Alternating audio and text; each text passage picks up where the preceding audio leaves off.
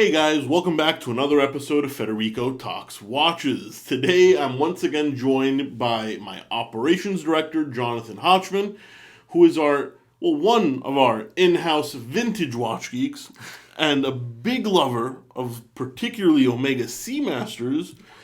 And I figured we'd do like an overview / introduction to collectible Omega Seamasters. Because while I know a few of these models, John here knows them pretty much like the back of his hand.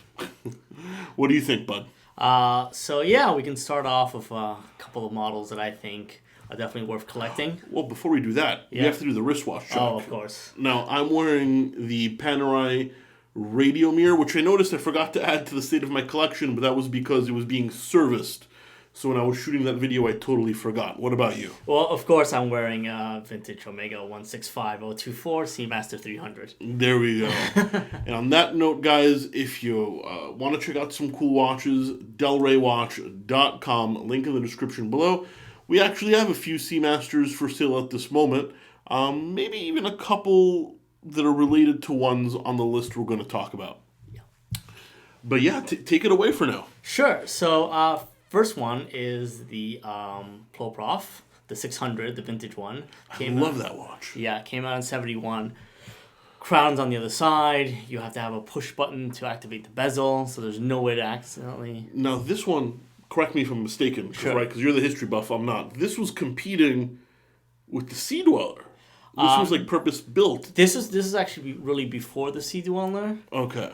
The Sea Dweller, in other words... For the Comex, Submariner, rather. Well, I mean, really more the Sea Dweller. So for Comex, this watch was actually purchased by Comex before Rolex was selling the helium release valve Sea Dweller to Comex. Yeah, and the Submariner. So how come Comex went the other direction instead of sticking with what I consider a much more innovative watch? That's... I actually, so that part I don't really know. That's more of a Rolex history aspect. Again, more of a Omega guy. They just, I'm not 100% sure why they did it. Also, at the same time, Comex is a commercial diving company, right? Mm-hmm. So, in other words, yes, they do commercial dives, but they're not an exploration company. So, they weren't going as deep as the exploration companies. You know, they weren't Jacques Cousteau. So, it was almost too good. Well, not necessarily too good. I mean, it might have been too expensive. I'm not 100% sure. I wish I knew. I should have done more research, honestly. Well, I can tell you this. As far as I'm concerned, I've touched God knows how many watches. This is probably one of the toughest feeling watches I've ever had the pleasure of playing with. Yeah, I mean, especially the original 600, which is a monoblock case. So one piece of steel. One piece of steel. Everything comes from the top. So you have to go ahead and remove the crystal and the bezel and the crown to be able to get to the movement. So what are we talking price-wise nowadays? So it really depends, obviously, condition, and box and papers, and if it has a bracelet or not. Obviously, there's variations. If movement was replaced, which unfortunately a lot of them had the movements replaced because... service, right? Service, and also... just like military watches, standard operating procedure for commercial settings was if the watch broke... you would just go ahead and replace the whole movement. As opposed to servicing. Exactly. So you're looking anywhere between, let's say, $6,000 to $12,000 for vintage. That's a steal. Well, a modern one is the same price in titanium, for example. They charge like $11,000 and change. Yeah, but Omega. The vintage one has the personality. Sure, I agree. And then also at the same time, I mean, the modern one goes 1,200 meters versus 600 meters. Here's the thing. Nobody can go 600 meters underwater. No one can go 300 meters underwater. Exactly. But very, very cool and a real piece of Omega history. But all right, what if you don't love the Ploprof? Because it's not for everybody. It's a little aggressive. It's a little large. What comes next? What's a little bit more traditional? So again, I might be a little biased because I'm wearing one, but the Seamaster 300 with the lyre lugs. Which is the one you have on. Which is what I have on. Basically made from 63 to 71, essentially. Omega dates are a little off sometimes, but that's roughly when they were made. It basically is the watch that basically made the modern Seamaster. And a little side note, yeah. The movement in that watch, because we've serviced a few of them here at Delray Watch. I don't remember the caliber number, Starts with a 7? No, 5. With a 5. It's the copper-colored movement. The Correct. copper-colored automatic movement. That's Hans's favorite movement of all time. He loves them. Right, and the great thing about that movement, because we're talking about early 60s to the 70s, that movement in all variations, the 17 jewel variation, 24 jewel variation, the great thing about it is that it has shockproofing. It's an actual usable, it's not like a 1920s watch. Well, yeah, shockproofing was invented, what, the 50s? 50s, 60s? 50s, late 50s, I want to say, but I'm not... I think 40s is probably invented, but I don't know when they actually started applying. In production. Yeah, production, yeah, exactly. So, yeah, because it didn't have, like, a key for an Inca block or any of that. Yeah. So it is usable. So it's a very usable watch. The only drawback, for lack of a better term, is that, instead of having a modern ceramic bezel or something of the sort, or aluminum insert, the insert is actually a luminous tritium, which is good. It's not radium, so Hans will be happy.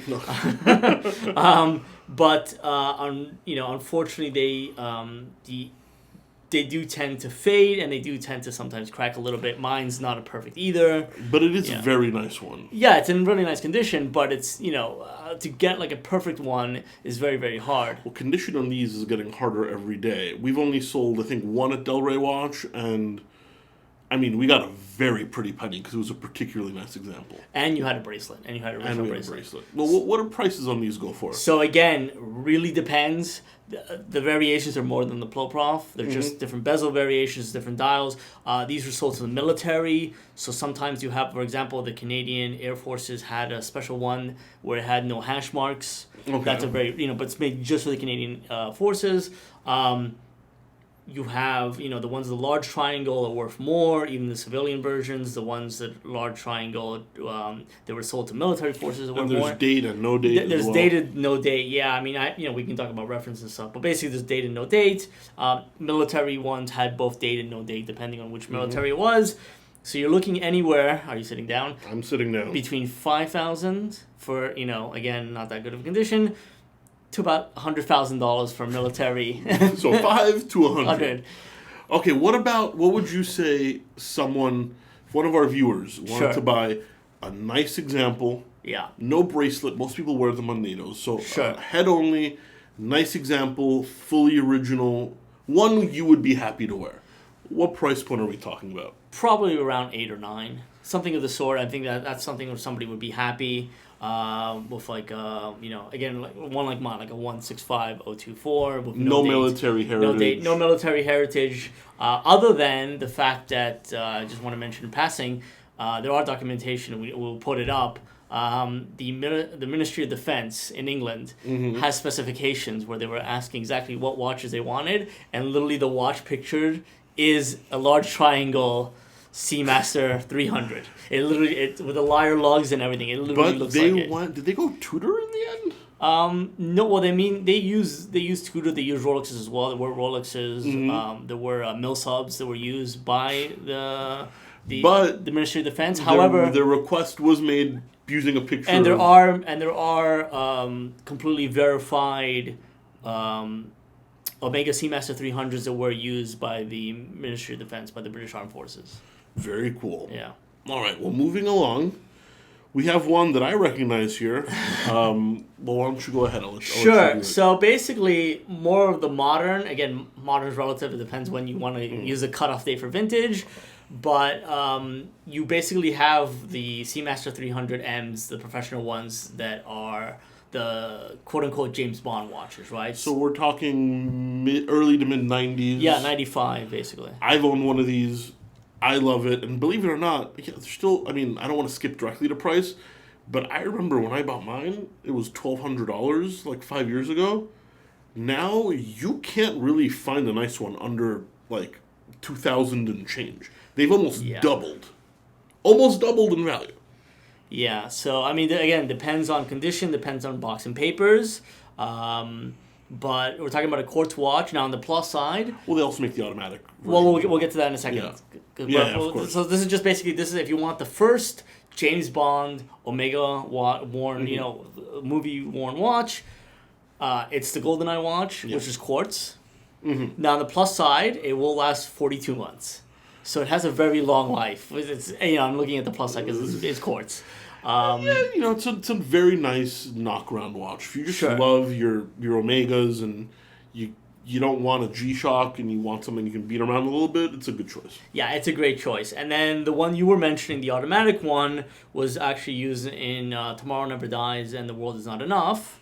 Nowhere near as good movies as GoldenEye. No, not nowhere close. GoldenEye, listen, I just remember that woman killing people in between her thighs, and I was like, well, if I've got to go, I want to go that way. Just, Well, that and Sean Bean dies. Obviously, Sean Bean always has to die. He always has to die. He always has to die. Those, it basically looks exactly like the one from GoldenEye, the quartz one. It's just the difference is it's got an automatic movement. Yeah. And then again, and they're worth more, of course. And now, this is also the era where Omega starts, excuse my language, whoring out their limited edition thing. So I'm skipping over that in all honesty. So I am skipping over the watches that say they have the 007 logo on them, or the dial has a repetition of the 007. Or the GoldenEye kind of like spiral. The gun barrel. Yeah, the gun barrel. Yeah, that's okay. Yeah, so the gun barrel design. So I'm kind of skipping over that. There's a couple reasons. Number one is, again, to use... Fed's terminology. I'm allowed to say it. Yeah, I'm not. It's my channel. Yeah, exactly. But they basically made a lot of limited editions. So they made 10,007 of one of them. They made 11,007 of the other. The dial is, and again, it says 007 on it.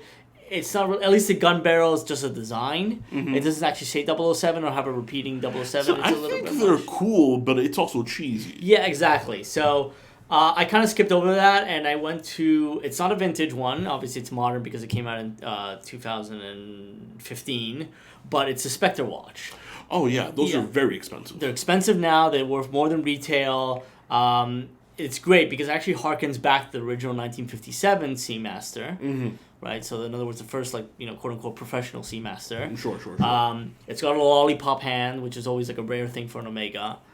Yes, they made 7,007 of them, but because it doesn't have, 007 anywhere on the dial... It sold very well. It sold very well, and it still sells very well, and it's definitely a collectible piece. Agreed. And even these modern ones are going up in value. As I said, just the standard Pierce Brosnan era Bond watch. Right. Quartz or automatic has doubled in value in 5 years. Yeah, exactly. So Omega offering a ton of value, and this is just kind of an overview. But Jonathan, you brought one thing that's sitting here that the guys can't see. Oh, sure, of course. So if anybody wants to do some research or they want a reference guide, this book is basically the equivalent of the Moonwatch Only book for vintage Seamasters. And guys, we're unaffiliated. We don't sell the book. There's no links in the description. It's just something... Jonathan actually has a crazy watch book collection. And he's helping me build my watch book collection, and he just bought this, and we thought you guys should see it. Yeah, so the publisher is Alberto Snardi. He's the one that published it, and he also wrote it. I would definitely recommend going on the internet, checking out the book. And that is Omega Seamaster Vintage by Alberto Isnardi. Check it out. And these are not inexpensive, though. No, unfortunately not. I think we're shipping to the U.S. It's over $300. But well worth it. Well worth it, especially as reference guides. As a reference guide, excuse me.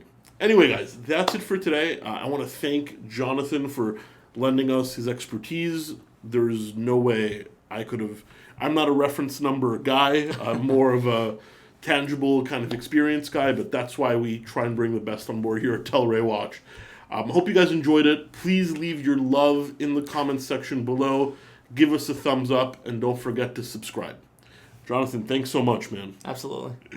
All right, guys. We'll catch you in the next one. Take care.